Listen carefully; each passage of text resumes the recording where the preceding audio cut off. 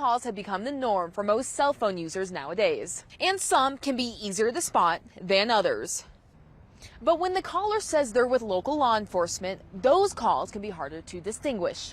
We will never ask you for that personal information over the phone involved in something like this. John Paxton with the Coconino County Sheriff's Office says they started receiving calls from people on Tuesday.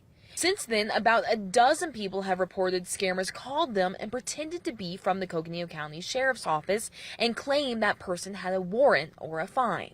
And they needed them to contact the sheriff's office.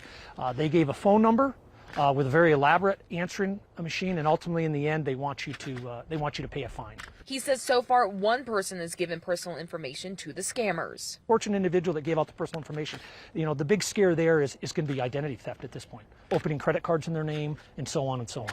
According to the Federal Trade Commission, Americans lost $2.7 billion last year from imposter scams, the most common type of fraud. And they have this technology where they can spoof these numbers. I've even got them where I was calling me, where it was John Paxton calling to advise you of a civil warrant. Paxton says these scams often hit our elderly population hard, especially when the scammers are posing as law enforcement.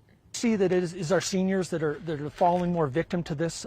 They are, as we hope everybody would, have a strong trust for law enforcement. But there are ways to protect yourself. Either get a callback number or a name, and then contact us to verify this information. If you contact the sheriff's office, if you have a warrant for your arrest, we will tell you that there is a warrant. Our best advice is don't give out zero personal information on the phone.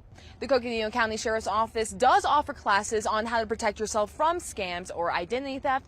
We'll have more information about that on our website, azfamily.com. Reporting in Flagstaff, Mason Carroll for Arizona's Family.